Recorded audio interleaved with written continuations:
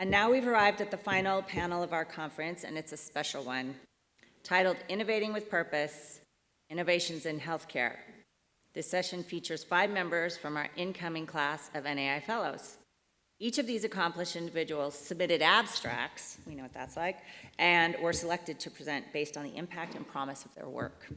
Please join me in welcoming our first panelist, Dr. Simon Giszter, Fellow of the NII, Professor in the Department of Neurobiology and Anatomy at Drexel University College of Medicine. Let's give him a warm welcome at the stage.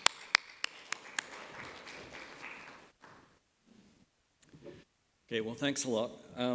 First of all, I want to thank the organizers for the opportunity to present today and for to be on this panel.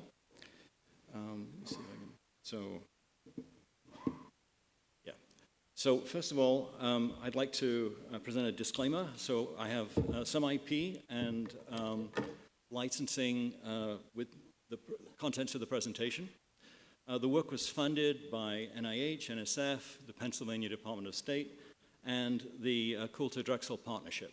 And I want to acknowledge, I think, that Jaya Ghosh, who's the director of the partnership at Drexel, may be in the audience. I've had various collaborators along the way. I want to describe my journey and present a less polished pitch deck than you just saw for what our latest venture is, we hope, going to be. So I am in the Marion Murray Spinal Cord Research Center at Drexel University. I'm a basic scientist. I work with rats. I work with frogs. And I develop devices to make recordings from the spinal cords and brains of rats and frogs. And so we've developed braided electrodes, micro-wire braided frameworks, where we can record from the spinal cord of frogs over multiple days while they strike to prey and catch prey. So we think we have a technology which has capabilities, and we have basic science tools that we've tested in the lab, and we thought that these might form interesting clinical tools, and we began to try and patent them. In the process, we had trouble convincing people that some of our initial devices and frameworks were necessarily ready for the clinic. And in fact, our most successful translation has been by being approached from outside, based on our patents, to license them for other purposes. So Inceptus, a cardiovascular company, approached us, licensed our technology, which was then used for the Inari clot retriever manufacturing in the initial stages. So we still want to move into the neurospace, and we have that capability still due to the licensing that we have. So our initial foray is going to be into electrodiagnostic testing. So we think there's an opportunity here. Why is there an opportunity? Well, what are the problems with medical electrodiagnostic or EDX testing? When you have a diagnostic test, the clinician basically will examine your activity in the muscles through electromyography or EMG. They'll be looking for the neuromuscular transmission quality. What is the quality of transmission? Is it damaged? Is it intact? Is it normal? If you're my age, some of your transmission won't be normal just because of the aging process. It might not be normal even if you're younger, or if you're, as a result of aging, due to spinal stenosis, pinched nerves, disease processes, a range of different things. The clinician is going to use a needle to collect these EMG signals, and the needles at the moment that are in use have a single recording site. The standard of care is to collect signatures of 12 to 15 individual EMG, MUP, or motor unit potential signals. And the problems of the current needle EMG design and the test is, first of all, it's long and painful for the subject. So the needle is basically a single recording site needle. It has to penetrate the skin, so effectively you're getting an injection. It's pushed into the skin, paused, pushed in again, moved around, pushed further. Signals are recorded, signals are looked at, the needle is tapped, it's manipulated, it may be removed from the skin and reinserted again. And this is how the standard of care collection of units is acquired. So it's a long and painful procedure. It turns out that at the end of the day, in discussing with clinicians, the reliability of the test is not great. So from tester to tester, there's a lot of art in the test. And there can be up to 40% tester disagreement about test results. Patients often avoid follow-up tests because of the painful discomfort. So I've been tested, my wife's been tested. She never wants to be tested again. And there are no major change in needle design since the 1950s. So our solution, we think that there's an opportunity in this space, is to use our braiding technology to build braided multi-site EDX probes. So we have a braided probe. This is showing one with 6 sites that goes into the muscle, can record on multiple sites simultaneously, can be shifted along the same track, record another 6 sites separate from the originals, and in that way provide what is effectively a single penetration diagnosis. So we think we can provide faster and less painful diagnoses because pain accumulates with repeated sticking of the needle into the skin and repeated injections effectively. And we think we can get increased reliability due to advanced signal processing and leveraging the multi-site recordings which are simultaneous. Finally, we think that there will be opportunity in this for novel insights because of the multiple recordings simultaneously. And there's customizable design options. So what's the market opportunity? So neurologists, physical medicine and rehab physicians, and orthopedic physicians would use these tests. I talked about some of the diagnostic issues that might lead to these tests. This just shows numbers of patients. And the market, the electrodiagnostic market for needle electrodes in the US is 752 million. The global market is 3.8 billion. And we think our braiding framework is a platform technology that can be extended in other ways once we have a market footprint of some kind. And so the global medical electrode market is 8.8 billion. So what are our products? Well, we have a consumable electrode, this is a braided EDX probe which we have built, which is ready for testing. 13 channels. It has a USB-C connector to get the multi-electrode information to the recording base. We'll have a recording base coupled with this, which will allow for the analysis algorithms and the multi-channel electrodiagnostics. Currently, there are no clinical devices for electrodiagnostics which have the capability of as many channels as we need. And we've got an IRB to begin human tests. So we've done significant numbers of rat tests already, but this is our first human test. We've so far done one individual, one volunteer, recording in the shoulder and the leg. This is an example of leg recordings. We can see on these 4 channels, we're getting recordings along the braid. The needle tip, it's a Natus needle, which is one of the manufacturers of diagnostic needles. The needle tip isn't giving a signal at this point, but within this penetration, if we assemble all of the data across the needle, all 13 channels, then we can find 15 unique EMG signatures. The polyphasic structure here would be signatures of health or disease. And so we think that single penetration diagnosis is possible, and we expect to have significantly better data in the future. In terms of competing devices, there are effectively 3 needle types on the market for different functions. And depending on clinician preference, there's a monopolar needle, a concentric bipolar needle, and single fiber needles, which are very expensive and do very, very specialized signal processing for effectively single fibers within the muscle rather than an entire motor unit, which comprises multiple fibers. Our braided electrodes can do all of these things, the other 3 can. Deep EMG, single fibers possible, but we also have the items in yellow, the multi-electrode recording, single penetration diagnosis, the possibility of advanced signal processing using these for better diagnosis and more reliable diagnosis, and possible customization. So we think that we have a viable product. So we have 5 patents, 3 awarded, 2 pending, related to this technology, and related to braiding generally. We think a 510K pathway is possible based on current electrodes in use and multi-electrode recording devices and the materials that we're using to build our probes. And we have the IRB I just talked about. So in terms of our value proposition, what we're looking at is braided multi-site probes for faster, less painful, and more reliable diagnosis. The faster diagnosis, we think, can halve procedure time. Payment is per test, so this will increase revenue for the hospital and the clinician. The reliability increase should allow the test to be administered by technicians rather than clinicians and free up some of their time, so they just read the tests. So that should increase revenue. And for the patients, the reduced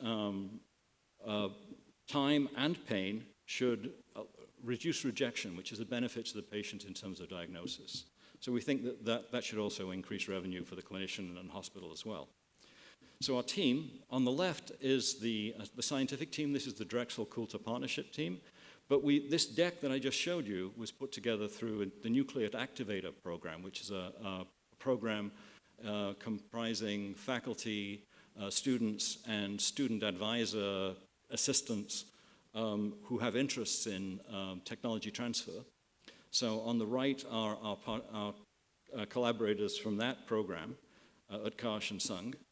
And in conclusion, from what I've shown you, the first thing is that I think everybody knows this, but it's worth repeating. Translation is not necessarily straightforward, or it's not necessarily going to go along the expected path.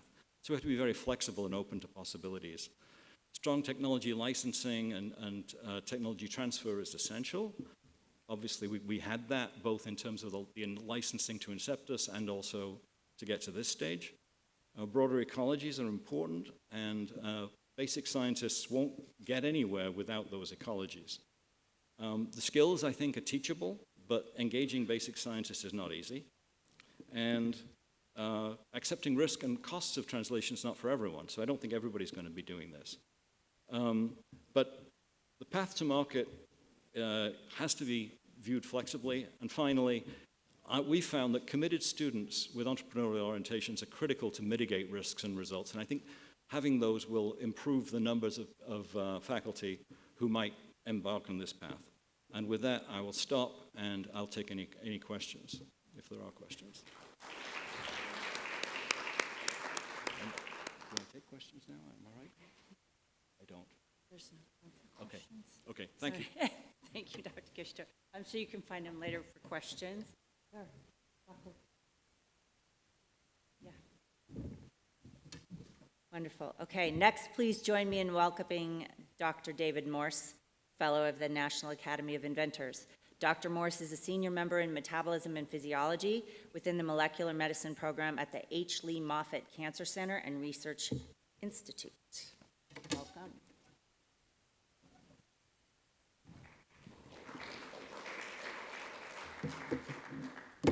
Yeah, I'd like to thank the organizers for inviting me to give this presentation. And yes, today I'm going to talk about our efforts towards developing targeted alpha particle therapies for treatment of different cancers. Yeah, so just a disclosure, I'm an inventor on licensed and patents in this area. Okay, so the NCI has identified radiopharmaceuticals as an emerging new and exciting type of cancer therapy. And what we mean by radiopharmaceuticals are, there are these conjugates. I don't have a pointer, but if you look on the left of that diagram, you see a radioactive compound. That's a radioisotope that's in a metal chelator, and it's linked to a targeting molecule by another compound, and then the targeting molecule is designed to specifically adhere to a protein or receptor on the surface of the cancer cell.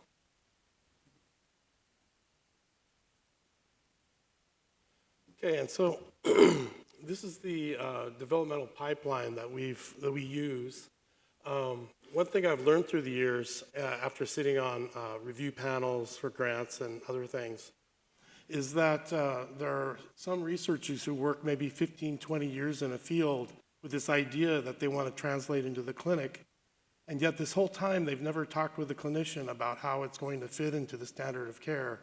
And it's hard to get a clinician to, try to merge something in that doesn't really fit. So I really encourage everyone to start early on by finding a clinical clinician as a collaborator and identify a specific question that they feel could really needs to be addressed. You know, in terms of alpha therapy, it's a type of cancer that needs a therapy, and that this type of therapy would be useful. So the next step is to identify a target on the surface of this type of cancer. At Moffitt, we have a very large biorepository, and we use that of patient specimens, and we use that to profile them to identify targets that are specific to that type of cancer. And what's even more important for this type of therapy is that it not be expressed in normal tissues of concern for toxicity. And once we've identified the target, the next step is to identify a targeting moiety, a molecule that will bind to and adhere very tightly. Find that and bind to it very tightly, because these are not external type of radiation. It's a compound that's administered intravenously. It circulates throughout the blood and finds where the target is and then clears like a normal drug would, leaving behind the radioactivity where you want it to go. And so once we focus on mostly on peptides, because they have the advantages of small molecules in that they have very rapid pharmacokinetics properties. But still, you can design them to have very high affinity and very high specificity. Small molecules tend to be a little more promiscuous. And antibodies are larger. They tend to circulate much longer, and that can be problematic for this type of therapy. So we try to focus on peptides, but we also have been focusing on camelid nanobodies, which are much smaller than even antibody fragments. Okay, so then once we've identified this targeting moiety by using structure-activity relationships or rational design, we move on to conjugate development. We conjugate a radiometal chelator and then optimize the radiochemistry, and then perform preclinical studies in vivo and in vitro that will support an IND application. Once we have the IND approved, we move on to first-in-human clinical trial. Okay, so as we were talking earlier about the targeted radiotherapies, most to date have been monoclonal antibody conjugates and emitting beta radiation. And these also, though, like I mentioned, peptides have been used. There's an FDA-approved Lutathera therapy. And the advantages, once again, are the ones I mentioned. And so beta decay is akin to an electron, and it has a range in tissue of millimeters. And so if you're looking at small metastases, that means that much of the activity could be distributed outside the metastasis in the surrounding normal tissue. So that's a minor disadvantage of this approach. There's something called the Bragg peak, and that shows that a very high percentage of the energy that's deposited by an emission is clear out at the extremity of the range. Okay, and so the first radioimmunoconjugate was this yttrium-90 ibritumumab tiaxetan for treatment of CD20 positive B-cell non-Hodgkin's lymphoma. Okay, so we're interested in developing alpha particle therapy. There was an interesting observation with Lutathera, and that when they made a version of actinium-225 alpha emitting the same compound, octreotate conjugate, they found that patients that had become completely refractory to treatment with the beta therapy had become completely sensitive again to the alpha therapy. And that's largely because alpha particles are helium nuclei. They're much larger. Because they're larger, they have a shorter range in tissue, only a few cell diameters. So most of the energy that's deposited is deposited within the tumor. And alpha particles have a 200 to 400-fold greater linear energy transfer coefficient. So much more energy in a much smaller volume that stays within the metastasis. Okay, so I'm going to talk a little bit about an alpha therapy that we have moved from bench to bedside. Uveal melanoma is the most common ocular malignancy. It's got a very poor prognosis. And the liver is the common site of metastasis. It has different driver mutations compared to cutaneous melanoma. And so these new therapies that have been working for cutaneous, the immunotherapies and whatnot, have not been working at all in uveal. In fact, uveal is resistant to just about any kind of treatment. There are no good treatments. That's why it has such a poor prognosis. And so novel therapies are needed. Okay, so the melanocortin-1 receptor is a receptor that is highly expressed in 95% of uveal melanomas, including the metastases. So nearly all of these have high levels of melanocortin-1 receptor on the surface. And MC1R is not expressed in normal tissues of concern for toxicity. It is expressed in the central nervous system, but we found that when we conjugate a peptide, it doesn't cross the blood-brain barrier. And so that's not an issue in this case. Okay, so when I first realized that MC1R would be a really good target for therapy, the problem was that the melanocortins bind to other isoforms or other family members with just as high affinity as they do to MC1R. So I realized that we needed to develop an MC1R specific ligand. And I teamed up with a talented chemist at the University of Arizona, Joseph Wagner. And we made, I think it was 7 different libraries based on known structure-activity relationships and using rational design. And we finally fell upon the library you see on the left and compound 4. And compound 4, if you see on the right, has a very low binding constant. It's a low nanomolar binding constant, which means it has a very high affinity relative to the other isoforms and family members. And so this is exactly what we were looking for. When we conjugated it, if you look below, it maintained the high binding affinity. So that's the ligand. Then we had to choose the radionuclide and the chelation. You know, a few groups at that time were beginning to use actinium-225, and so that's what we chose. It's available from Oak Ridge National Laboratories. It's also now available from Cardinal Health through TerraPower. It has a 10-day half-life, so you can produce it centrally and then distribute it. You don't have to produce it right on site like you would a PET agent. And then it also has a complex decay chain, which I'm showing on the right. But in that decay chain, it emits 4 alpha particles. And so it's been described in the literature as a nanogenerator of alpha particles. Okay, so our next step was to then conjugate a DOTA chelator, radiometal chelator, and then to optimize the radiochemistry, which we did to have a very high percentage of yield and purity. That's the scheme. And then, like I said, we did a full battery of preclinical in vitro and in vivo studies. And you know, I don't have time in 10 minutes to show all of what we did, but this is the efficacy study. And with a single administration,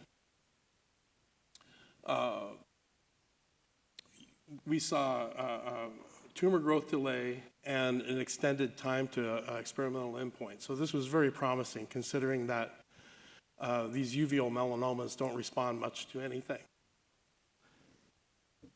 So with that, Modulation Therapeutics licensed the intellectual property. And with those data, we were able to get an approval from the FDA to test it in patients. And we started a first-in-human clinical trial at Moffitt. And now we're getting close to having finished this safety study. It's a single administration. But what we've observed is up to 8 months progression-free survival after a single administration. And that was presented at the ASMO last year. And so, so that's very promising for uveal. And of course, this is a team science effort. It takes a number of different people to do all of this. And so I was able to bring together a talented team of people and to accomplish this work. Anyway, thank you for your attention. Thank you, Dr. Morse, and congratulations on your induction. Up next, please welcome Dr. Yuri Peterson, Fellow of the National Academy of Inventors. Dr. Peterson is a professor at the College of Pharmacy and at the Medical University of Southern California, where his work continues to drive innovation at the intersection of science and healthcare. Welcome, Dr. Peterson. Thank you. To be fair, it's South Carolina. Is this the next? Okay, so what I thought I'd do today, instead of going through some of the patents that I have, is talk about how I got to that space. So my job helping to run the drug discovery program at MUSC has led to a lot of my opportunities to help others, in particular, have patents. And so since there's a healthcare panel, I'm assuming a lot of people enjoy GPCRs, have been familiar with the idea of GPCRs. And so I was going to talk a bit about them, agonist, antagonist, talk a little bit about the next step, which is G-protein inhibitors, talk a little bit about beta-arrestin, which is the thing that helps turn G-protein coupled receptors off.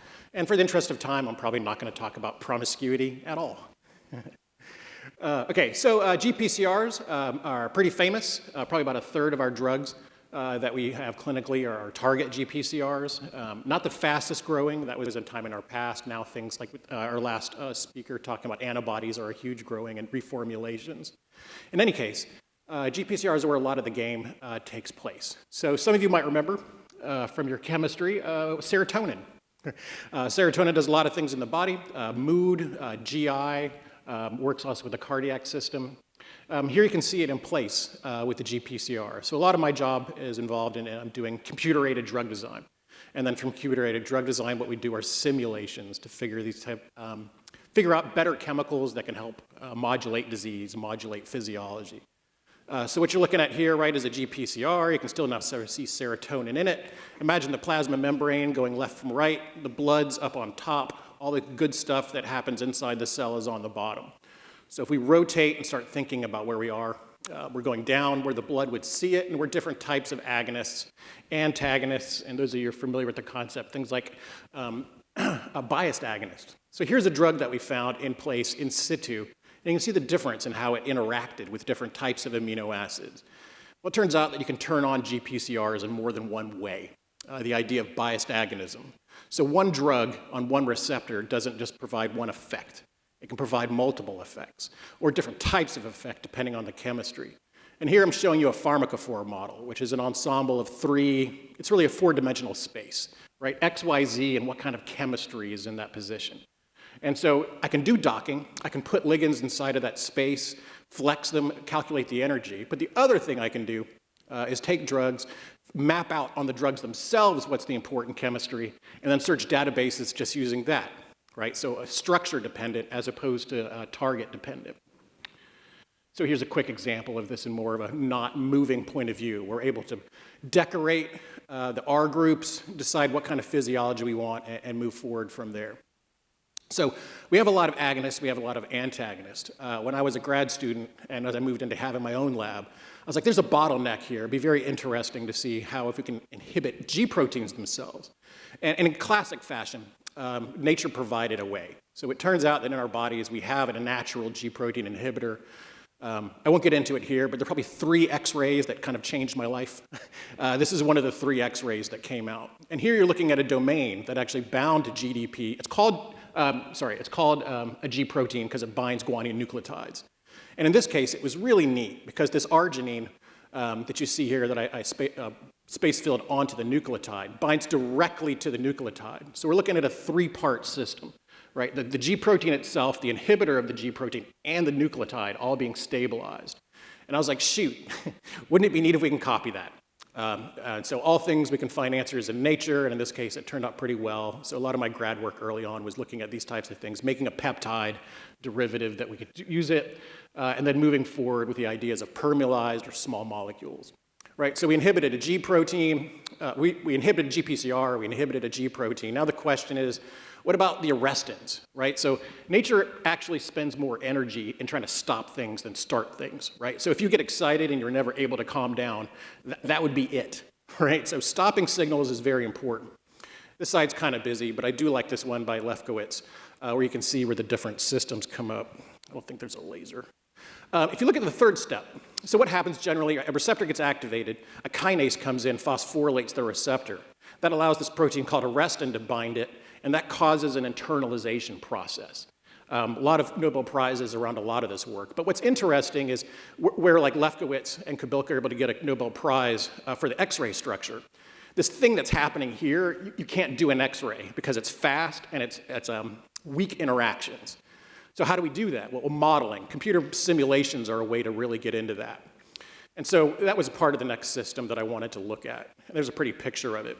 But the first place I started, we'll start the movie, was making an ensemble of phosphorylated receptor C termini. So what's the thing that interacts with beta-arrestin? So I was able to make an ensemble of that. You can't see the phosphates in this model as it's sitting right now because this is just the backbone. But the assumption was that these pieces of the protein would interact correctly. And now you're looking at a charge sphere. And so you can see the purple there representing that phosphate rich area, electronegative rich area that must be important in the binding of the protein. So like now that I knew sort of what that looked like, I can now interact that now with arrestin. And what you'll notice in a lot of the classic literature is that it's sort of like two inverted cups. And the idea was that they were symmetrical, and so they bind two things. But very quickly it became apparent that a dually phosphorylated couldn't make the whole way over. So part of that model wasn't right. What's the other half doing? Not sure. But what this was really about was, okay, I wanted to make a drug that was selective to beta-arrestin so I could reduce receptor desensitization. Think about those of you that have experienced asthma, right? So asthma drugs, the more you use them, the less efficacious they are. Opioids, the more you use them, the less efficacious they are. Side effects persist, but efficacy decreases, which isn't great. So now we had a place that we were like, okay, I know how to target the enzyme. How can I go to the next step? I was lucky enough at this part of my life to get access to a really nice microscope, so I could do real-time imaging of cells. So here you're looking at HEC cells. There are two transgenes here. So the receptor's in green, beta-arrestin's in red. And this was an interesting experiment because it was transient. You can see that the bottom cell got both of them. The next cell only got the green, and the third cell got nothing, which was sort of neat. But we added, in this case, I think it was isoproterenol, a beta-2 selective agonist, pulse it. And what you can see is that the receptor comes off the plasma membrane, interacts with arrestins, and then it redistributes, which we thought was pretty neat. So I was doing this experiment with a grad student of mine, Kate Appleton, and I'm like, we're doing different drugs. I'm like, I think these look different. And she's like, you don't know that. Like, you can't just look at stuff. I was like, you know what, you're right. So let's make a software and let's answer the question.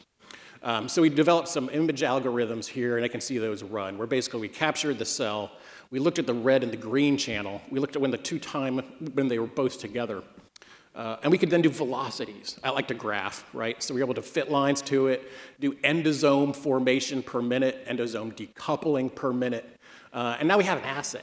Because a lot of experiments, a lot of times we're doing drug screening with GPCRs, it's downstream effectors that you're looking at, not really upstream. And I kind of like that. So this allowed us to do it. And I was kind of right. So here you look at a series of five or six beta-selective agonists. And I draw your attention to the radar plot. And there's VDC and VIR on the side here. So velocity of decomposition and velocity of internalization. And so for the same receptor, we were able to change the rates that these things were happening, which means we're able to change the physiology that was going on. And that gave us a lot of hope for being able to dial in very specific types of physiological outcomes. The other thing we could do then, and I mentioned it, right? So I knew there's a good spot on arrestin to target drugs. And with that, we had an experiment. This is the time where I was able to do a lot of high-performance computing, so thank you to National Institute of Computer Science. Went through libraries, found compounds, and here you can see an example of 2 test compounds. We didn't want to destroy the enzyme. We wanted a dial, right? We wanted something like, instead of going to 11, right, we could say, hey, maybe we just want a 6 for this medicine, because stopping signaling would be very toxic. And so we found some interesting compounds. I'm good on time.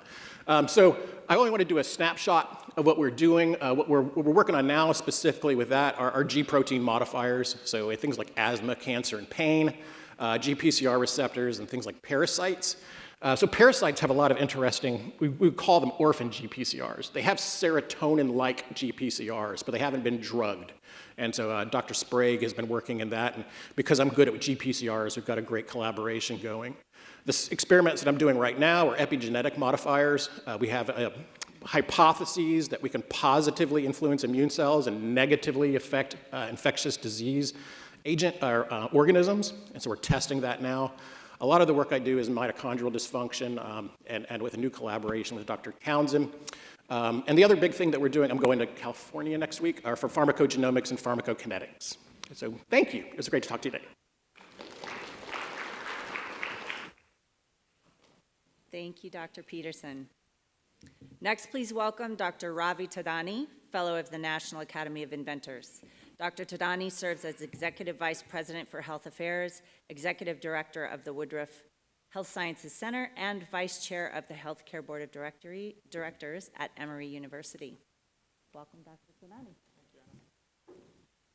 Good afternoon. Thank you, Anna, for that introduction. This is a picture of the winning team in Rio at the Olympics in 2016. The winning team was a US team, obviously by the flag. And on your left is Allison Felix.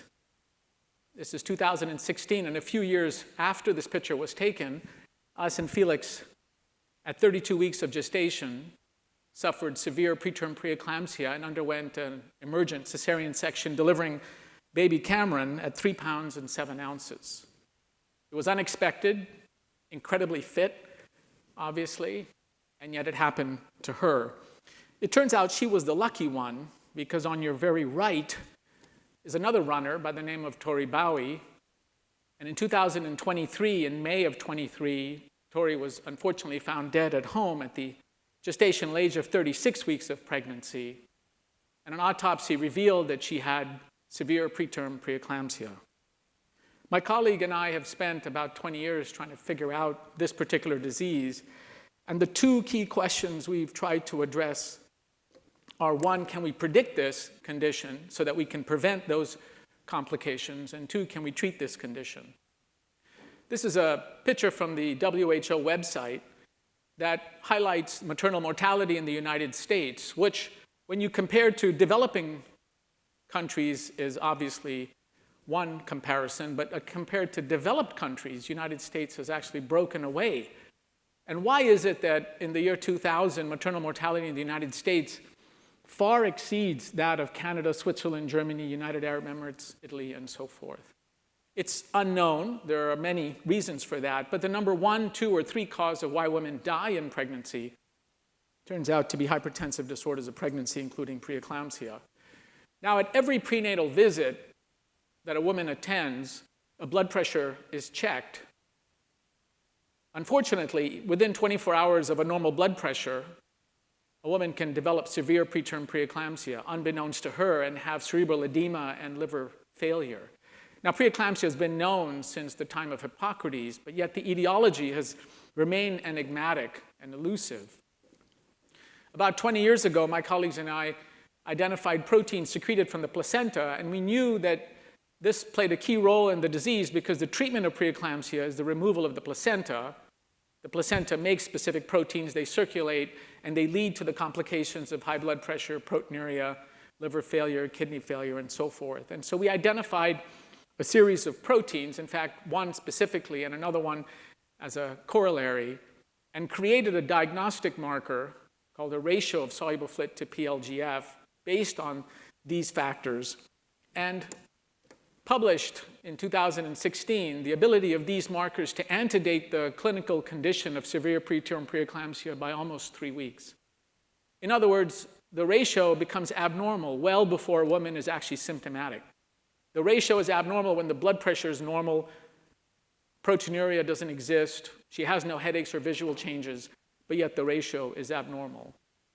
The AUC curve you see on your right, well over 90%, and a log scale on the y-axis on the left with those bar graphs.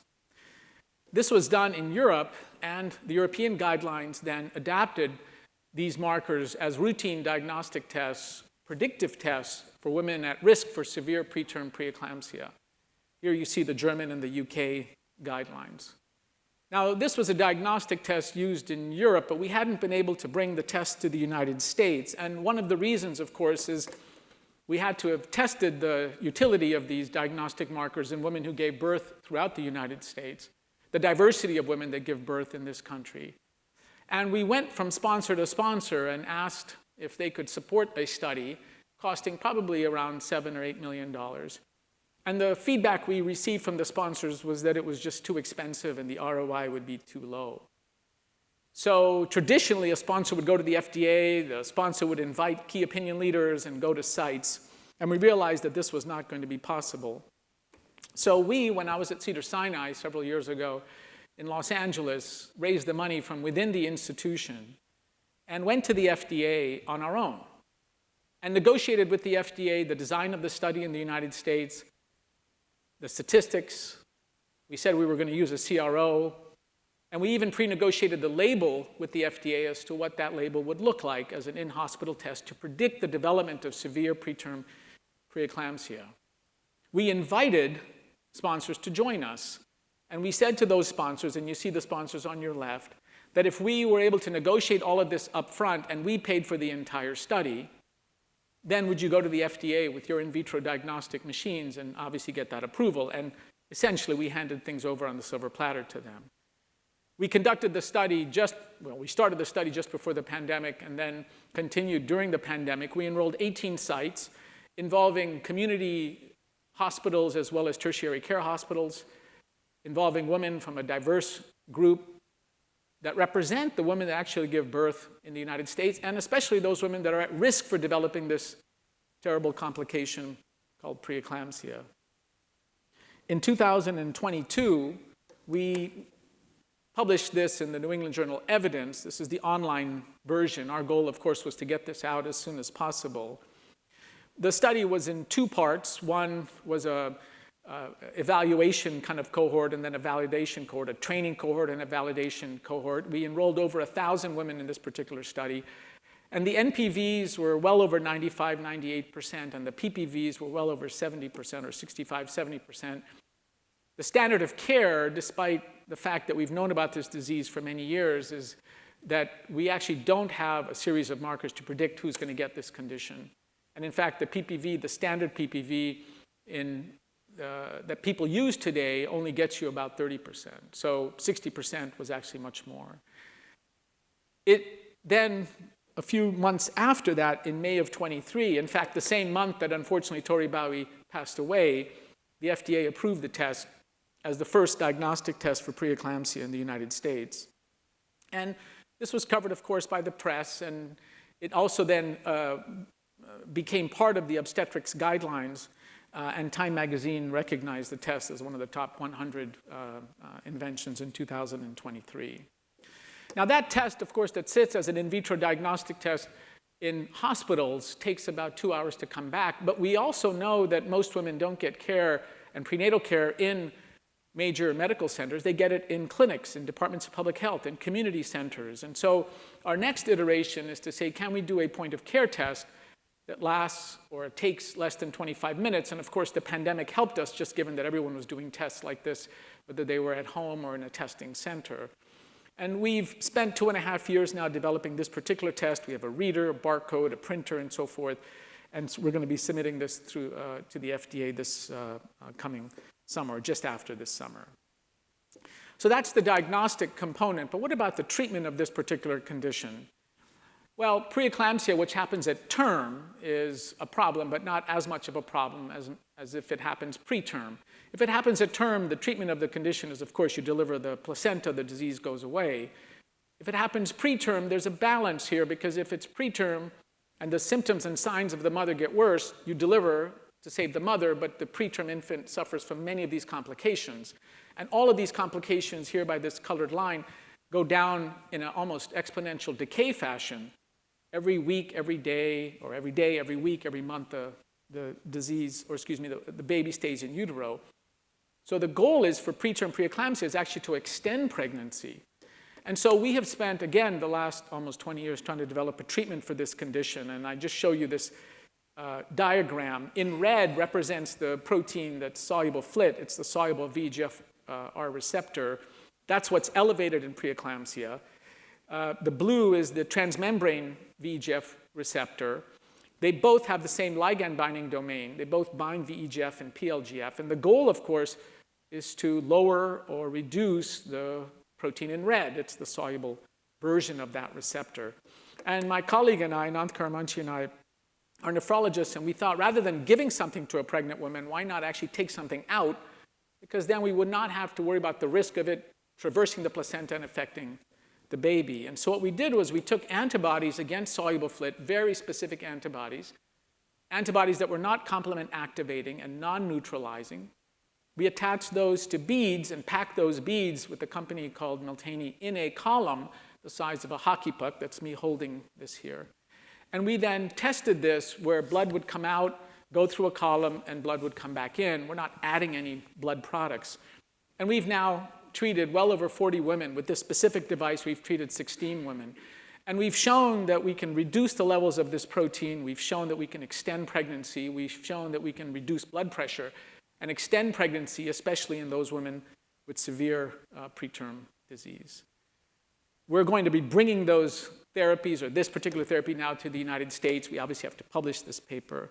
But it's been a 20-plus-year journey, and we're incredibly thankful for a number of people that have helped us. We've done animal studies in Australia, obviously human studies in Europe, as well as here in the United States.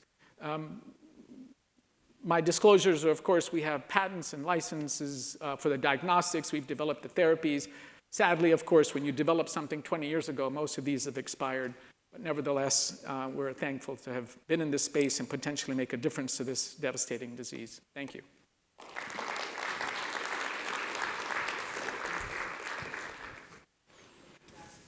Thadhani. And last, but certainly not least, we're proud to welcome our panel moderator, Dr. Carlos Zarate, Fellow of the National Academy of Inventors. Dr. Zarate is a distinguished investigator at the National Institutes of Health, serving as chief of the Experimental and Therapeutics branch and of the section on neurobiology and treatment of mood disorders in the Division of Intramural Research at NIMH. He also serves as clinical professor of psychiatry and behavioral sciences at the George Washington University. Please join me in welcoming Dr. Carlos Zarate and his panelists. Okay. Thank you. Good afternoon, everyone. It's a true pleasure to welcome you all to today's exciting panel on the intersections of innovation and research in neurobiology, medicine, and health sciences. I'm Carlos Zarate from the National Institute of Health, and I have the distinct honor of moderating today's discussion. You have already met our esteemed panelists, who are leaders in their fields, pushing the boundaries of scientific discovery, clinical applications, and therapeutic interventions.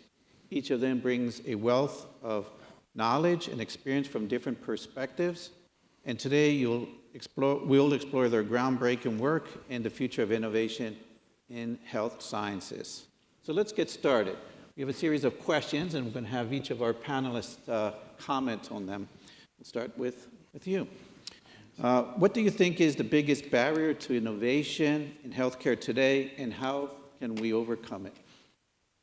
Well, I think one thing that we've experienced is, as a basic scientist, I think one of the problems is a lack of reverse translation as well as translation. So getting a sense of what is going to be clinically useful, but also it's something that often basic scientists don't have a good sense of. And the case in point I'm thinking of is in the spinal cord injury community. For the longest time, the emphasis was entirely on locomotion and on hand control, whereas what the patient population was most interested in and what likely is going to have the biggest impact on health are things like autonomic dysreflexia, bowel and bladder control, pressure sores, and so on. So I think that setting up mechanisms or emphasizing more reverse translation is a huge piece of it. Okay, reverse translation. Thank you. Dr. Moore? Yeah, being a child of the 60s, I'm going to have to say that to one degree or another, it's the system, you know. In academia, academics, especially young academics, are rewarded for being innovative and to continue being innovative. And they may have developed something to the point where it's ready for translation, but it's not rewarding for them to go through that hard part of moving it on. It doesn't look innovative to the department chair or to the reviewers. And then on the other end of that, like I said in my talk, academics need to find a clinical partner to make that translation. And the clinicians are also, even though they're very interested in research and translation, they're often under a lot of pressure as well to, you know, perform their job. And so they almost have to be superhumans to participate as an equal partner in that type of endeavor. So I'm not saying that, I mean, I think that's a natural state possibly, but I think that's a barrier that we need to find ways around or ways to navigate our way through that. Thank you. Dr. Peterson? I totally agree. I was going to answer with the word time, and specific for the clinician scientists. A lot of hospitals run on RVUs, right? And what they're generally graded on is how they're doing on their RVU scale, which isn't the same as translating anything. What does help, right, is having a clinical team, right? Having a research team, so that when they do have a few minutes free from the clinic, that there's time to engage with people that have more direct on-hands knowledge with some of the technology and the shaking of hands between the two. Yeah. Good. Thanks, Carlos. Again, the comments here are I'm going to echo many of them. When you look at health systems around the United States, most, especially academic health systems, are sitting at margins of 1 or 2%. Maybe a little bit more today, but certainly we're all struggling. And I'm at Emory University, and certainly we've had our challenges like other health systems. When you're looking at the margins of such health systems being so low and the cost of everything from procedures, medications, labor going in a single direction, and the reimbursements all going in the opposite direction. The challenge for us, of course, is not whether we need to innovate. We must innovate, but how do we actually accept that innovation, and more importantly, how much do we want to invest, or can we invest in that innovation? There's no doubt we need to innovate. The question is, can we actually afford to do so? And so the issues of time, the issues of appetite, issues of where do we actually come up with resources to invest in that innovation becomes a challenge. And the answer to that is, in fact, our ideas are many, like it is always in science and research, but what we can implement has to respect the fact that there are only certain lanes that we can operate in that allow us to take risks while still sitting under the umbrella of a large healthcare system that is, one, risk averse, and two, resource poor. And do people get together to discuss these issues, and are there plans or trying to implement what we just discussed? Anything? Anyone? Yeah. Yeah. Does anybody? Yeah, I mean, as part of our we're going through a strategic planning process in the College of Medicine right now, and some of these issues of bringing together clinicians and basic scientists, both forward and reverse translation, and training both in how to basically build frameworks, grants, and partnerships is definitely an emphasis for us. Good, good. That was I thought I had. Anyhow, another question for the panel is how do you balance cutting-edge technology with the practical needs and limitations of healthcare providers and patients? Simon, you want to take a crack at that? Sure. I think that the innovation that can slot into the existing frameworks is something that at least in my journey has been very, very important to understand how the clinician actually operates and where innovation can fit in. I mean, obviously, there's going to be disruptive innovation, but I think for most of us, it's really important to be sensitive to how an innovation might fit in, and also the billing and all of the processes that go into getting something to market. And even with the best intentions and success, there's also always the problem that the business model eventually might kind of derail the whole process. And the case in point is maybe that the Case Western hand grasp system, where the company eventually started building other things and orphaned the technology, even though it was very useful. I see. Well, thank you. Yeah, I thought the discussion over lunch was very illuminating along these same lines, where institutions are recognizing that there is funding in innovation, and there has to be some type of a way to make this, facilitate this happening, you know, along with my earlier comment and others. There needs to be some mechanism of support or institutional understanding that this is a worthwhile endeavor. Otherwise, these other pressures that I mentioned before kind of divert from that. I guess a minor thing, I think, I'm very fortunate being at Moffitt because part of the mission is to research and identify cures, and it's very much encouraged even at the point of hiring physicians and academic researchers. But I've been in other situations where it was almost impossible to find an active clinical collaborator. You know, they might give you lip service, put their name on a grant, but to really be there for you when you need to have discussions or to be involved in the process, it's very difficult because of the pressures. So yeah, I think there are discussions like the ones that were had over lunch, but I think we still need to make another step to where this is considered to be part of the role of all of these individuals in order to facilitate this a little better.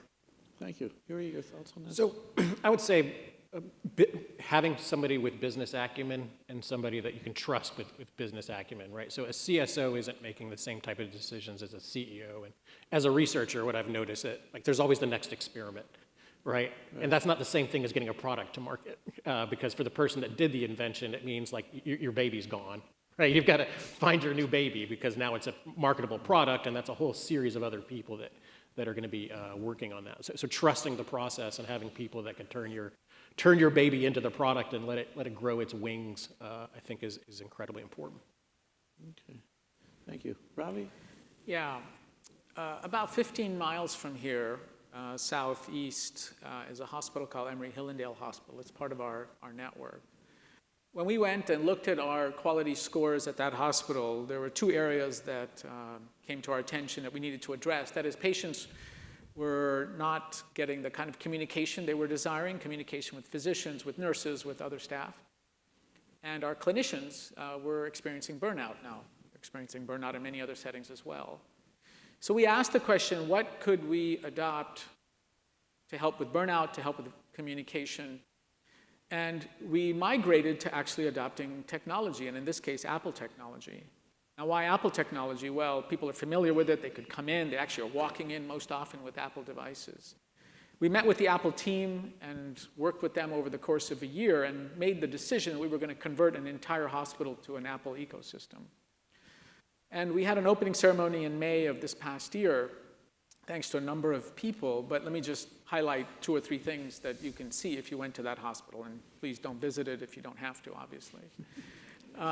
One is when you come in and register, there's a registration desk with an iPad, and that doesn't seem that exotic, but nevertheless, it's easier. You don't have to stand in line, per se. And when you get to the floor, it's an inpatient facility. It has 100 beds.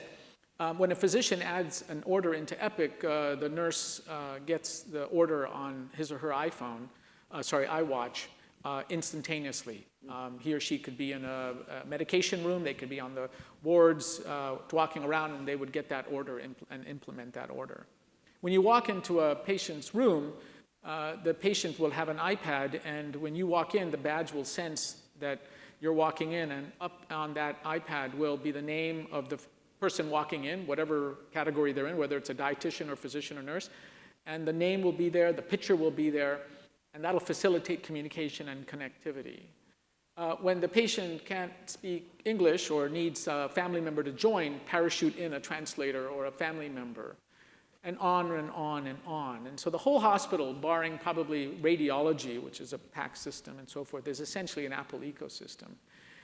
We've done studies to ask the question, or at least we've done evaluations before and after these kinds of technologies are implemented. And what we realize is that clinicians feel less burnt out. Now, at least we'll see what happens over the next 6 months, 8 months.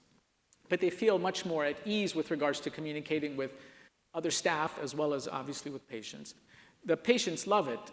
We do virtual nursing through those kinds of mechanisms when accelerate discharge. Patient can figure out what medicine they're on. A physician can pull up a blood pressure chart on a screen and argue with the patient as to why she or he needs to be taking blood pressure medicines, and the data are right in front. And our hope is, of course, those things help with connectivity. And so the summary, I think the question is, how did you balance cutting edge technology with practical needs, is focusing on what the needs were and what the problems we were trying to solve, which is, in this case, burnout and connectivity, and adopted these kinds of technologies. And I think we'll see over the course of 6 or 8 months how this fares. Very nice. So I'm going to ask our panelists to comment or look into the future. In your opinion, what emergent trends in healthcare innovation do you believe have the potential to make the most significant impact in the next 5 to 10 years? We heard some glimpses of that, but why don't we start with you? So I think that the key thing is going to be understandable artificial intelligence rather than just artificial intelligence. I think it's essential that we develop frameworks where we can make sense of what algorithms are doing. And in that context, we can de-risk some of the things that currently are going to be problems with AI that we're all aware of. So to me, that innovation will change everything. Thank you. Okay. David? Yeah. Well, I think my vision is that that's getting to be quite old, but I think we keep making progress on it, and I keep becoming more and more hopeful. I think we're continuing to develop tools for more personalized care for patients. As you all know, a given disease is not just one thing, it's many different things, and it's hard to suss out what the exact treatment course might be for a given patient.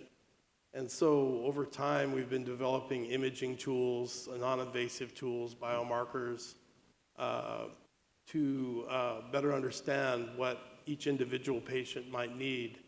I mean, I think there's a lot of hope that AI or machine learning will accelerate this, but I think there's a lot of work to be done in order to coordinate all of that, and I just look at it as a continuum of developing new tools into the toolbox that can then be used in an individualized way. And so the farther we go that way, I think the better it will be. Thank you. Yuri? I mean, I guess I'll answer it as a person that works in pharmacy and echo the idea of personalized medicine, but specifically for pharmacogenetics. So where we are right now, right, any of us could go get a simple cheek swab and figure out our metabolic profile, so cytochromes and stuff. We'll know if we're a fast metabolizer or a slow metabolizer. But where it gets more complicated are things like, is this really the right drug for you? And the advances in genetic medicine. So as we're getting more more patient data, as we're able to correlate that patient data to a lot of electronic health records, being able to better say, like, okay, you're an okay metabolizer, but maybe there's some other drugs or this other drug combination. And in particular, if we think about things like the elderly, polypharm, right? So it's very rare that somebody past a certain age is just on one drug. And the more drugs that are added on, you can change the disposition of that patient. For instance, like an asthma medicine mixed with an antidepressant means that both might not work as well. And so being able to get further into that and helping the clinicians in terms of like good portals so that they don't have to spend 7 years of their training just to understand genetics in order to tell them like no, don't take this SSRI, trust me. You got these other 6 months that you can do something better with your life, I think is where I'm excited. Thank you. And we'll have Ravi close with the final thought on this question. Well, I've enjoyed the answers from my colleagues here. We're at an incredible time in medicine today. We can only be thankful about the fact that we can slow the progression of of Alzheimer's. We can treat twice a year and prevent HIV transmission. We can treat cancers to cure and diseases that we never heard of, or cancers we've never even expected to actually complete the circle. Autoimmune disease, obesity, diabetes, I can go on and on. And so the hope is the innovation engine, and many of the presentations my colleagues give us hope that, in fact, over the next 5 or 10 years, we're going to see more and more of these, and I couldn't be more thankful to that. On the technology side, what we adopt, I think Carlos highlighted about the fact that what are we going to be able to adopt? Well, we talked about risk, we talked about cost, we talked about the challenges. The issue that we're going to face, or at least in healthcare, at least one component is trust. How are we going to bring in that technology and only improve the connectivity with the patients that we have so that they can adopt the kinds of therapies and innovations that we want to do? And when you look at the list of trust, of course, physicians and clinicians are not at the top. Nurses are at the top. Nurses are at the top for one reason, and one reason only, is because their connectivity with patients is only getting closer, while what we're doing as a clinician is only separating ourselves. Now, of course, at the bottom of the list are politicians and car salespeople in terms of trust. But that said, how are we going to maintain the trust? In fact, not only that, increase the trust so that we can actually be partners with our patients. I think that'll be the big challenge over the next 5 or 10 years. Perfect. And with that, I'd like to thank our wonderful panelists for giving exceptional talks and for this great discussion. And thank you all for attending today.